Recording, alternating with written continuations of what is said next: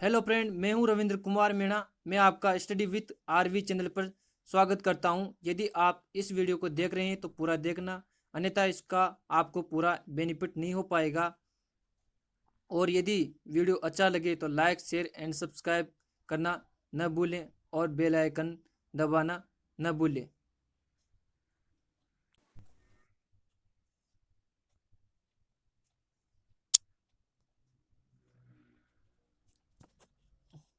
महात्मा गांधी।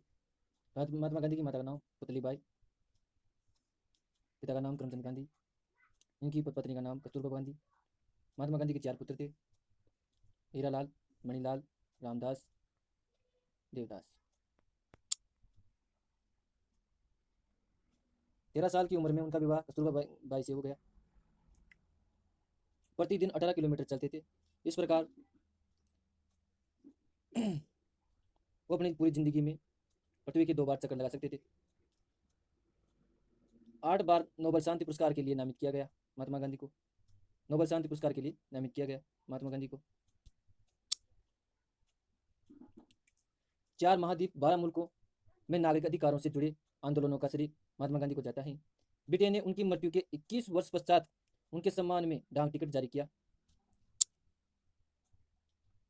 महात्मा गांधी प्रारंभिक सत्याग्रह 1917 में हुआ। चंपारण सत्याग्रह हुआ। चंपारण उस समय किसानों को एक अनुबंध था। 3/20 20 कट्टा में 3 कट्टा, 20 कट्टा में से 3 कट्टा भाग नील की खेती के लिए करने के लिए वादे किया गया। इसे इसे 3 कटिया पद्धति कहते थे।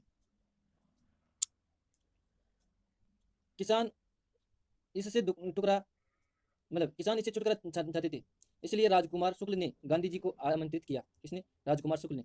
तब गांधी जी ने सत्याग्रह शुरू किया। सरकार झुकी जांच के झुकी जांच जांच नहीं जांच झुकी जांच के लिए जांच के आयोग का गठन किया गया तथा इसी पद्धति को समाप्त कर वसूली का 25% हिस्सा किसानों को वापस किया गया।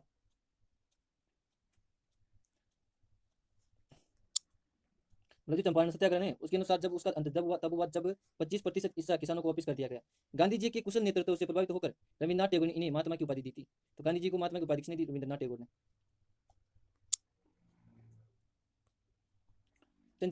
चंपारण सत्याग्रह का प्रारंभ। सत्याग्रह की प्रेरणा गांधी जी ने डेविड थोरो के निबंध डीएस ओडियंस से ली थी। गांधी जी ने सत्याग्रह का प्रथम प्रयोग दक्षिण अफ्रीका में किया था। 9 जनवरी 1915 को गांधी जी दक्षिण अफ्रीका से भारत आए। दक्षिण अफ्रीका से भारत कब आए गांधी जी? 9 जनवरी 1915 को। राजनीतिक गुरु गांधी जी के राजनीतिक गुरु गोकुल कृष्ण गोखले थे। भारत में प्रथम सत्याग्रह चंपारण सत्याग्रह बिहार में किया गया। गोखले जी की सलाह पर 1915 से 1916 में 2 वर्ष गांधी जी ने भारत भ्रमण किया। उसके बाद 1917 से 1918 के बीच में 3 प्रारंभिक आंदोलनों का नेतृत्व किया गांधी जी ने। चंपारण सत्याग्रह के आगे खेड़ा सत्याग्रह हुआ। कब हुआ? 1918 में। खेड़ा सत्याग्रह हुआ 1918 ईस्वी में गुजरात के खेड़ा जिले में खेड़ा सत्याग्रह हुआ। भीषण अकाल पड़ा पड़ने के बावजूद सरकार ने मालगुजारी प्रक्रिया बंद नहीं की, अपितु 23% वसूली बढ़ा दी। जबकि राजस्व व्यवस्था के अनुसार यदि फसल का उत्पादन कुल उत्पादन के 1/4 से कम वो तो किसानों का कर्ज पूरी तरह माफ कर देना चाहिए। इस पर गांधी जी ने घोषणा की कि यदि सरकार गरीब किसानों का कर्ज माफ कर दे तो सक्षम किसान स्वयं ही उनके कर को दे देंगे। सरकार ने गुप्त रूप से अपने अधिकारियों से कहा कि किसान सक्षम है उन्हीं से कर लिया जाए। अहमदाबाद मिल हड़ताल कब? 1948 में। यह आंदोलन भारतीय कपड़ा मिल मालिकों के विरोध में था। तो अहमदाबाद मिल हड़ताल किनके विरुद्ध में था? भारतीय कपड़ा मिल मालिकों के विरुद्ध में था।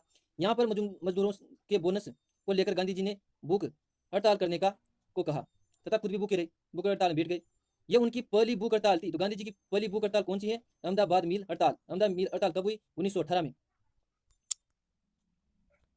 इसके फलस्वरूप मलिक मानिक समझौते को तैयार हो गए। मतलब जो मालिक है ना वह मिल मालिक थे वह समझौते के लिए तैयार हो गए। इस मामले को एक ट्रिब्यूनल को सौंपा गया जिसने मजदूरों का पक्ष लेते हुए 35% बोनस देने का फैसला सुनाया। खिलाफत आंदोलन कब? 1919 से 1924 तक चला है ना। पुनः के पद की स्थापना। इसका उद्देश्य तुर्की में खलीफा करने के लिए अंग्रेजों पर दबाव बनाना। रोलेट बिल, जलियांवाला बाग के फलस्वरूप अखिल भारतीय खिलाफत कमेटी ने खिलाफत आंदोलन का संगठन किया। गांधी जी के प्रभाव से खिलाफत तथा असहयोग आंदोलन एक मत हो गए। तो गांधी जी के खिलाफ मतलब गांधी जी के सहयोग से खिलाफत आंदोलन और गांधी जी और असहयोग आंदोलन एक मत हो गए, दोनों का मतलब एक ही मत हो गया। खिलाफत आंदोलन कब से कब चला? 1919 से 1924 तक। खिलाफत पद की समाप्ति की गई। राष्ट्रवादी मुस्तफा कमाल ने 3 मार्च राष्ट्रवादी मुस्तफा कमाल ने 3 मार्च 1924 को खिलाफत आंदोलन समाप्त कर दिया। तो खिलाफत आंदोलन कब समाप्त हुआ? 3 मार्च 1924 को। किसने किया? तो मुस्तफा कमाल ने। किसने? मुस्तफा कमाल ने। कारण था कि महात्मा गांधी दम के ऊपरी आवरण को दरकिनार करते हुए हिंदू मुस्लिम एकता के आधार को बचाना और उनके बीच आपसी झगड़ा था, लेकिन सभ्यता मूलक एकता भी थी। गांधी जी धर्म के ऊपरी आवरण कारण का भाई खिलाफत आंदोलन को समाप्त करने का कारण क्या था? 1924 में 3 मार्च 1924 में खत्म हो गया खिलाफत आंदोलन। तो इसका कारण क्या था?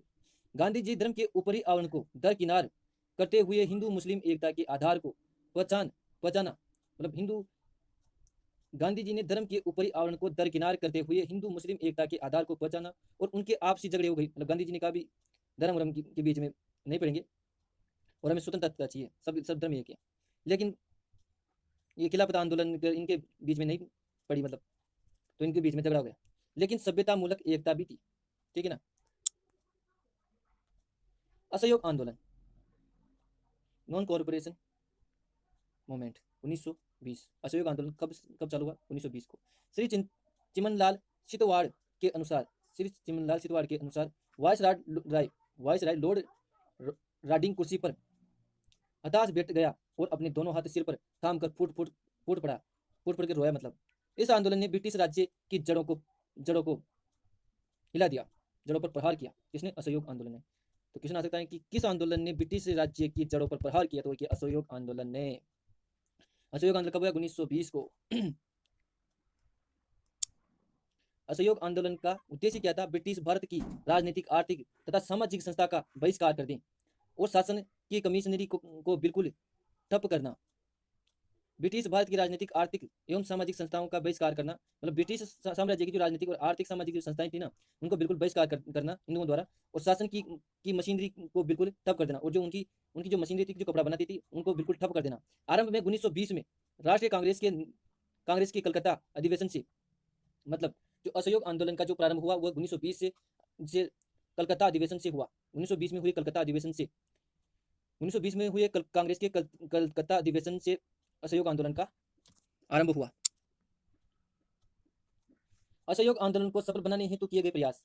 सरकारी उपाधियां, वेतन तथा अवैतनिक पदों का त्याग कर दिया गया।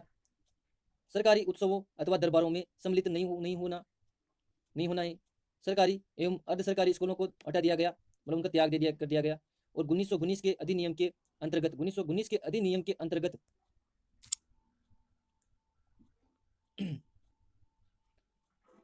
इस पद्धति को समाप्त कर वसूली का 25% हिस्सा किसानों को वापस किया गया। ये कहाँ गया? मैं किसानी से चूक हो गया, उल्टा कपड़ा।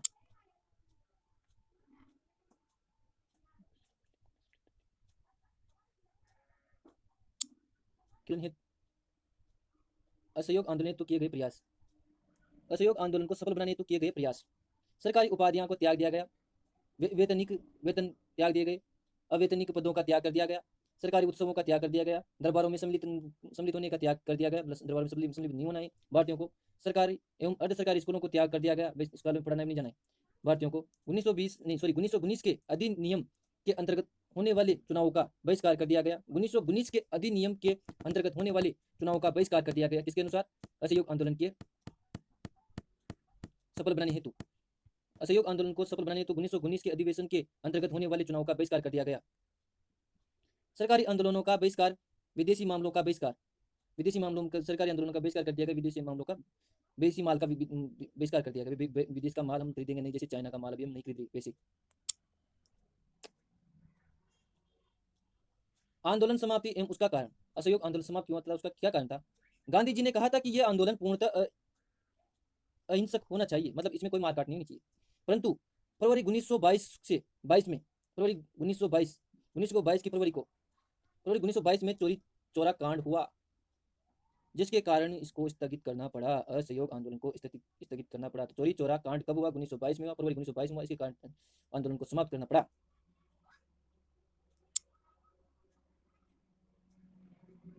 चोरी चौरा कांड चोरी चौरा उत्तर प्रदेश में स्थित है। 4 फरवरी 1922 को गोरखपुर के पास 4 फरवरी 1922 को गोरखपुर के पास एक कस्बा है। यहाँ 4 फरवरी 1922 में भारतीय आंदोलनकारियों ने 4 फरवरी 1922 में भारतीय आंदोलनकारियों ने ब्रिटिश सरकार की एक पुलिस चौकी पर आग लगा दी, जिसमें 22 पुलिसकर्मी झुलसकर मर गए। इस घटना से को चोरी चौरा हत्याकांड के नाम से जाना जाता है, चोरी चौरा कांड के नाम से जाना जाता है, जिससे दुखी होकर महात्मा गांधी ने असहयोग आंदोलन वापस ले लिया। तो क्वेश्चन आ सकता है, असहयोग आंदोलन महात्मा गांधी ने क्यों वापस लिया? तो चोरी चौरा कांड चोरी चौरा कांड कब हुआ? तो 4 फरवरी 1922 को हुआ।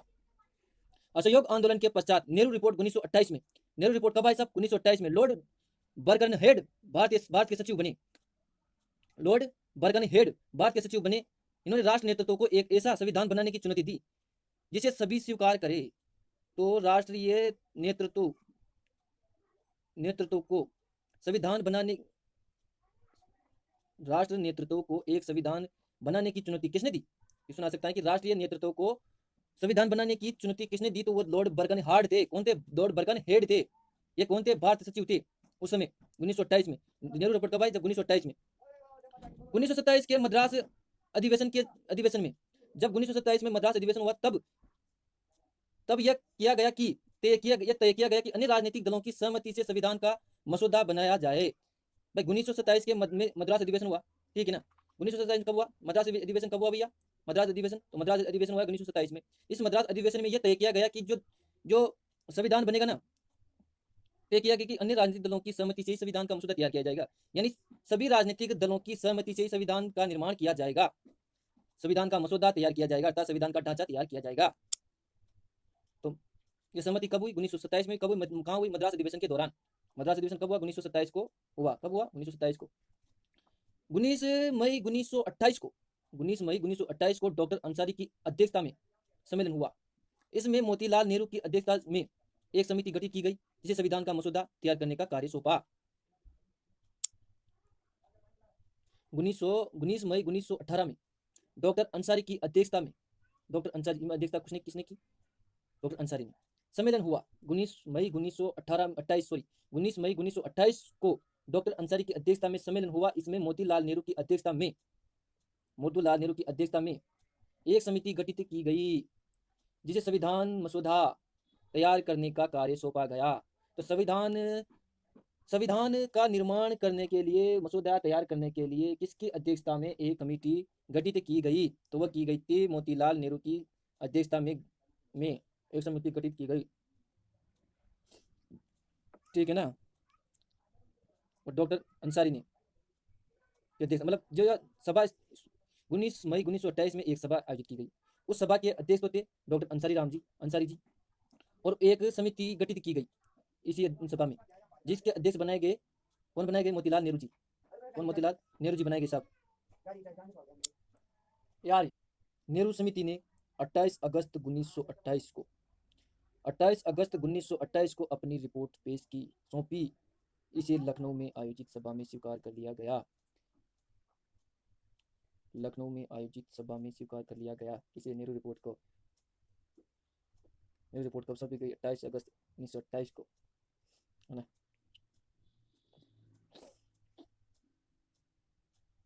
नेहरू समिति की स्थापना कब हुई थी? तो नेहरू समिति की स्थापना तो 19 मई 1928 को हुई थी साहब।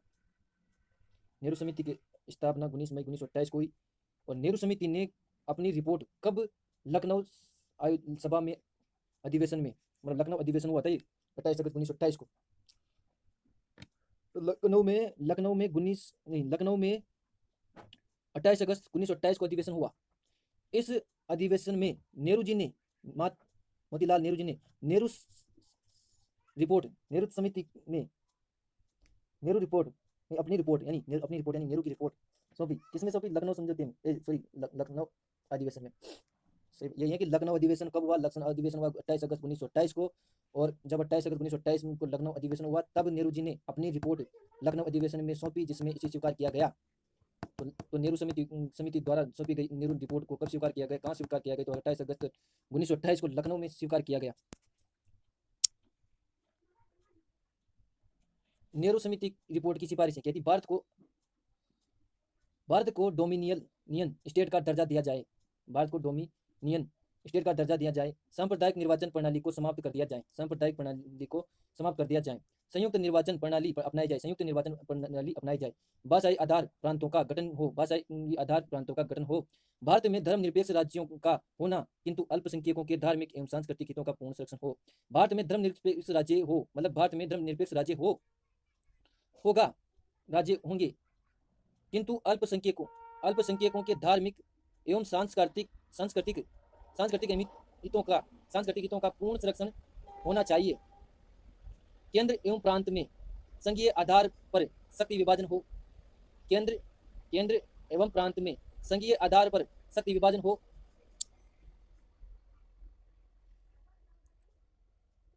भारत में उच्चतम न्यायालय की स्थापना हो। भारत में उच्चतम न्यायालय की स्थापना हो। संघ लोक सेवा आयोग की स्थापना हो। संघ लोक सेवा आयोग की स्थापना हो। यह नेहरू समिति की सिफारिश थी। साइमन कमीशनर कब आया भाई भारत? साइमन कमीशनर 1919 के भारत अधिवेशन की समीक्षा के लिए इस आयोग का गठन किया गया। 1927 में साइमन कमीशन 1919 के भारत अधिवेशन की समीक्षा के लिए इस आयोग का गठन किया गया। तो साइमन कमीशन भारत कब आया? 1927 में। 1919 के भारत शासन अधिनियम की समीक्षा के लिए इस आयोग का गठन 1927 में हुआ। तो साइमन कमीशन का जो गठन हुआ था ना आयोग का, वो 1927 में हुआ था। और साइमन कमीशन की अध्यक्ष कौन थे?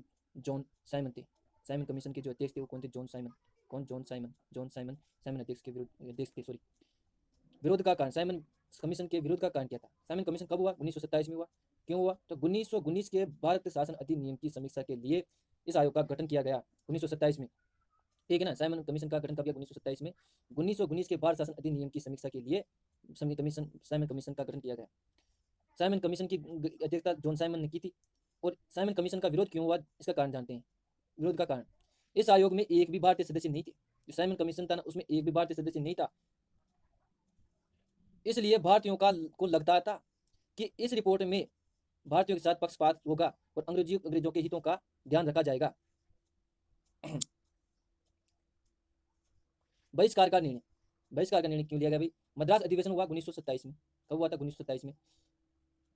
M.A. अंसारी की अध्यक्षता में। तो मद्रास अधिवेशन की अध्यक्षता किसने की? M.A. अंसारी की। भारत आगमन 3 फरवरी 1928 को साइमन कमिश्नर भारत पहुंचा। बहिष्कार का निर्णय मतलब साइमन कमीशन का विरोध का निर्णय कब किया गया? ये बात है कि कब किया गया। तो कांग्रेस के द्वारा अधिवेशन किए जाते थे साल में। तो 1927 की बात है कि 1927 में मद्रास अधिवेशन हुआ। और मद्रास अधिवेशन हुआ था। मद्रास अधिवेशन 1927 के मद्रास अधिवेशन की अध्यक्षता की थी M.A. अंसारी ने। मद्रास अधिवेशन की अध्यक्षता किसने की थी? M.A. अंसारी ने, है ना। और इस अधिवेशन में 1927 के मद्रास अधिवेशन में जिसकी अध्यक्षता M.A. अंसारी ने की थी, इस अधिवेशन में यह निर्णय लिया गया कि साइमन कमीशन का विरोध किया जाए। ठीक है ना। और भारत कब आया था साइमन कमीशन? तो वो आया था 3 फरवरी 1928 को। कब आया था? 3 फरवरी 1928 को।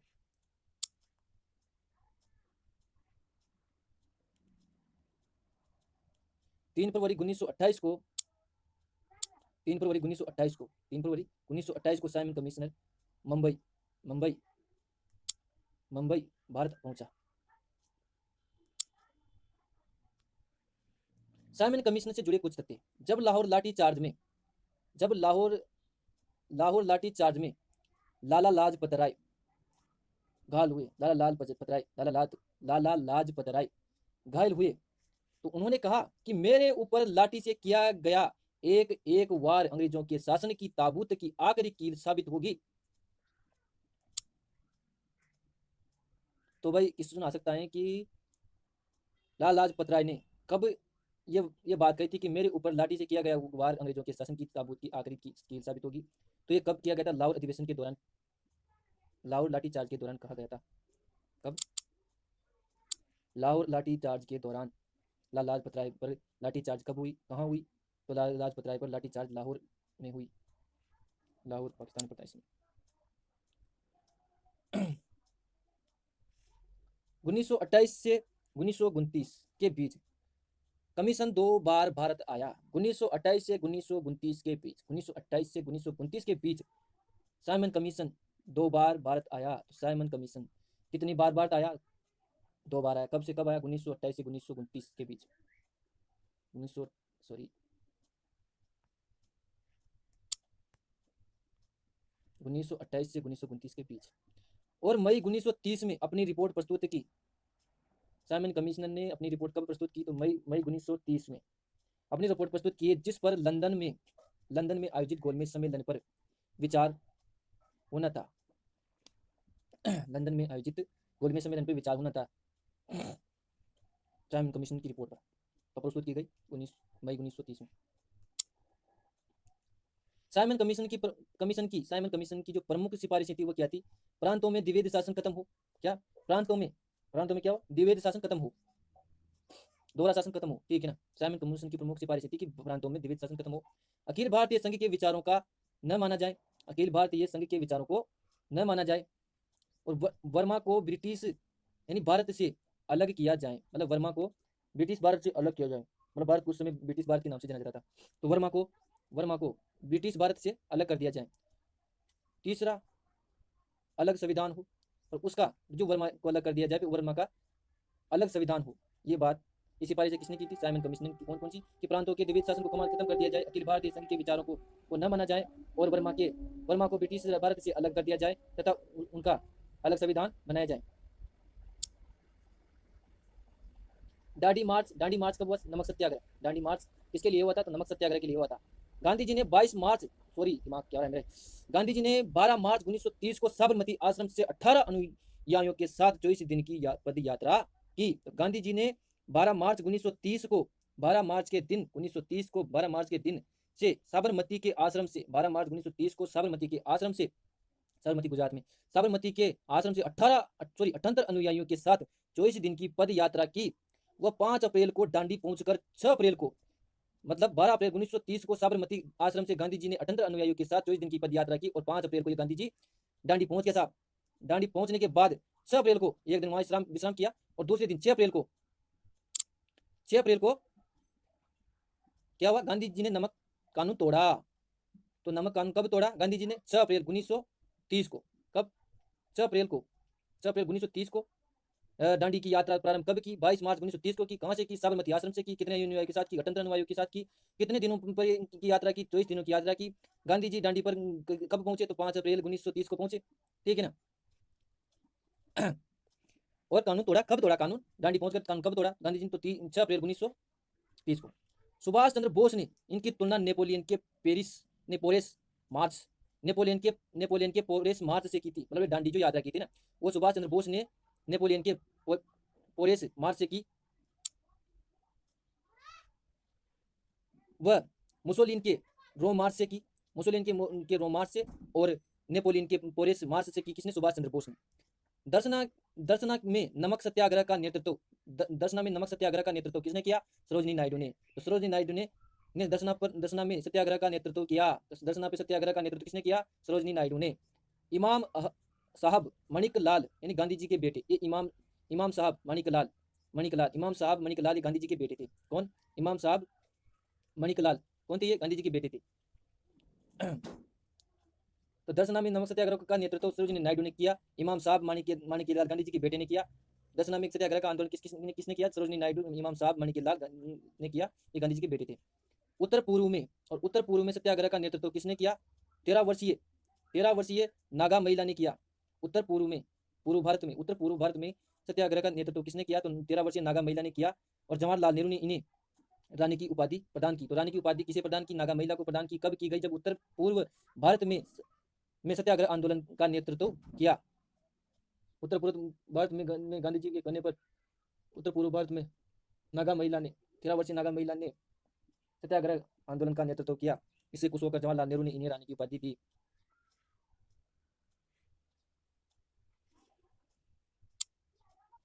इन्हें नागालैंड की जॉन ऑफ आर्क कहते हैं। किनको किनको नागालैंड की जॉन ऑफ आर्क कहते हैं? इनको नागा महिला को, जिन्होंने उत्तर पूर्व भारत में सत्याग्रह आंदोलन का नेतृत्व किया था। नूर रानी की पदवी दी गई, किसके द्वारा? जवाहरलाल नेहरू के द्वारा। तो नागालैंड की John of arc, John of arc, Nagaland की जॉन ऑफ आर्क की उपाधि किसे दी गई? नागा महिला को नागालैंड की जॉन ऑफ आर्क भी कहा जाता है। गोलमेज सम्मेलन, round table summit. Simon commission की रिपोर्ट पर विचार विमर्श के लिए 1930 में लंदन में प्रथम गोलमेज सम्मेलन हुआ। साइमन कमीशन की रिपोर्ट पर विचार विमर्श के लिए 1930 में लंदन में प्रथम गोलमेज सम्मेलन हुआ। साइमन कमीशन की रिपोर्ट पर विचार विमर्श के लिए 1930 में लंदन में प्रथम गोलमेज सम्मेलन हुआ। इसमें सदस्य थे 89 सदस्यों ने भाग लिया। इस प्रथम गोलमेज सम्मेलन कब हुआ? 1930 में हुआ। कहाँ हुआ? लंदन में हुआ। क्यों लिए हुआ? कि साइमन कमीशन की रिपोर्ट में विचार करने के लिए हुआ, जिसमें गोलमेज सम्मेलन में 89 सदस्यों ने भाग लिया, किंतु कांग्रेस के एक भी सदस्य ने भाग नहीं लिया। इस कारण गांधी जी से समझौता करना पड़ा। तो गांधी इरविन समझौता हुआ। कब हुआ वो बताएंगे। गांधी इरविन समझौता हुआ। ब्रिटिश राजनीतिज्ञ कांग्रेस व गांधी जी का साथ चाहते थे। जो ब्रिटिश राजनीतिज्ञ थे ना, वह कांग्रेस और गांधी जी का साथ चाहते थे, इसलिए ये गांधी इरविन समझौता हुआ। इसी के चलते गांधी जी और वायसराय के बीच में वायसराय इरविन समझौता हुआ। तो वायसराय इरविन समझौता क्यों हुआ? क्योंकि ब्रिटिश कांग्रेस तथा गांधी जी का सहयोग चाहते थे, इसलिए वायसराय इरविन समझौता हुआ।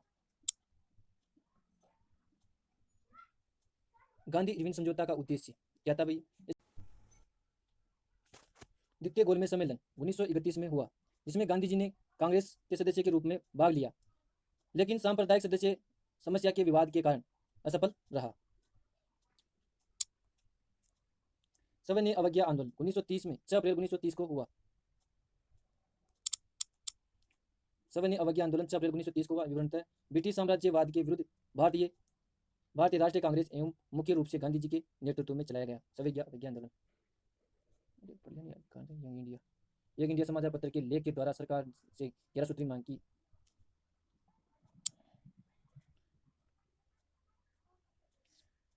सविनय अवज्ञा आंदोलन का कारण क्या था भैया? यंग इंडिया समाचार पत्र में लेख द्वारा सरकार से 11 सूत्री मांगे की, और उनके मांगे एक बार और दे लेते हैं। सविनय अवज्ञा आंदोलन 6 अप्रैल 1930 को हुआ। ब्रिटिश साम्राज्यवाद के विरुद्ध भारतीय राज्य कांग्रेस एवं मुख्य रूप से गांधी जी के नेतृत्व में ये चलाया गया। इसका कारण था कि यंग इंडिया समाचार पत्र के लेख द्वारा सरकार 11 सूत्री मांगों की और उनके माने जाने पर सत्याग्रह की चर्चा बंद करने की को कहा। 31 जनवरी 1930 तक समय दिया गया। सरकार ने जब मांगे नहीं मानी, भाई सविनय अवज्ञा आंदोलन का कारण क्या था कि यंग इंडिया समाचार पत्र में प्रकाशित किया कि सरकार से 11 सूत्री मांगी, और जब उनको मांगे भाई अगर तुम पूरा नहीं करोगे तो हम सत्याग्रह चालू करेंगे। गांधी जी ने बात कही। गांधी जी ने 11 सूत्री मांगी और कहा कि यदि आप हमारी मांगे पूरी नहीं करेंगे तो हम सत्याग्रह आरंभ करेंगे। और जब मांगे पूरी नहीं की तो 31 जनवरी 1930 तक का समय दिया था इन मांगों को पूरा करने का। 31 जनवरी 1930 को समय दिया गया था। जब मांगे नहीं मानी गई तो तब सविनय अवज्ञा आंदोलन शुरू कर दिया गया।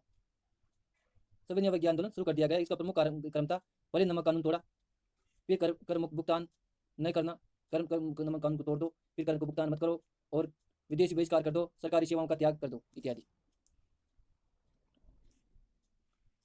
सविनय अवज्ञा आंदोलन के उद्देश्य कुछ विशिष्ट प्रकार के गैर कानूनी कार्य सामूहिक रूप से करके ब्रिटिश सरकार को झुका देना। मतलब सविनय अवज्ञा आंदोलन का उद्देश्य था कि कुछ ब्रिटिश प्रकार के गैर कानूनी कार्य सामूहिक रूप से करके ब्रिटिश सरकार को नीचे झुका देना, अहिंसा के तौर पर। प्रभाव पड़ा इसका क्या पड़ा? तो ब्रिटिश सरकार ने आंदोलन को दबाने के लिए सख्त कदम उठाए। ब्रिटिश सरकार ने आंदोलनों को दबाने के लिए सख्त कदम उठाए और गांधी जी समेत अनेक नेताओं को जेल में डाल दिया गया।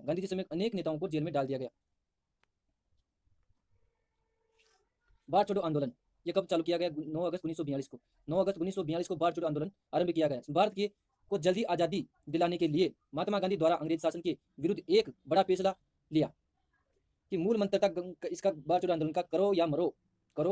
क्या? करो या मरो। परिणाम क्या हुआ करो मरो का? भारत छोड़ो आंदोलन का परिणाम क्या हुआ?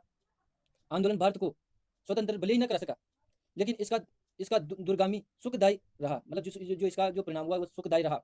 इसलिए इसे भारतीय संविधान का भारत की संविधानता के लिए प्रयोग किया जाने वाला अंतिम प्रयास था। मतलब भारत को संविधान दिलाने के लिए किया गया भारतीयों के द्वारा अंतिम प्रयास था। कौन सा? भारत छोड़ो आंदोलन। माउंटबेटन की घोषणा। लॉर्ड माउंटबेटन ने लॉर्ड बावेल के स्थान पर लॉर्ड माउंटबेटन को फरवरी 1947 में भारत का वायसराय नियुक्त किया गया। तो लॉर्ड बावेल के स्थान पर लॉर्ड माउंटबेटन को फरवरी 1947 में, कब? 1947 में भारत का वायसराय नियुक्त किया गया। लॉर्ड माउंटबेटन को भारत का वायसराय कब नियुक्त किया गया? 1947 में किया गया। किसके किसके जगह किया गया? लॉर्ड बावेल के स्थान पर, है ना। वायसराय नियुक्त किया गया तब उसने ऐलान कर दिया, माउंटबेटन साहब ने ऐलान कर दिया कि ब्रिटिश भारत को स्वतंत्रता दी जाएगी। ब्रिटिश भारत मतलब जब वो और हमारा भारत आजाद नहीं होता तब ब्रिटिश भारत के नाम से जाना जाता था। तो ब्रिटिश भारत को आज़ादी दी जाएगी, लेकिन उसका विभाजन नहीं किया जाएगा। इसने कहा था कि भारत का विभाजन नहीं किया जाएगा। इसने कहा था, माउंटबेटन साहब ने। ठीक है। यदि आपको मेरी वीडियो अच्छी लगी तो इस वीडियो को लाइक एंड शेयर करें और मेरे चैनल को सब्सक्राइब जरूर करें, ताकि मैं इन फ्रेंड्स में ऐसी वीडियो लाता रहूँ। क्योंकि आप लाइक करोगे तभी तो पता चलेगा मुझे कि ये वीडियो आपको अच्छी लगी, तभी तो मैं आपके लिए दूसरी वीडियो ला पाऊंगा, नहीं तो फिर कैसे ला पाऊंगा यार। यदि आपको अच्छा लगे तो लाइक शेयर एंड सब्सक्राइब जरूर करें और मेरे चैनल को सब्सक्राइब मतलब लाइक शेयर एंड मेरे चैनल को सब्सक्राइब जरूर करें और बेल आइकन दबाना न भूलें। आपके द्वारा मेरा वीडियो पूरा देखने के लिए आपका धन्यवाद। ये सब मैं आप ही के लिए कर रहा हूँ, इसलिए प्लीज़ सपोर्ट मी।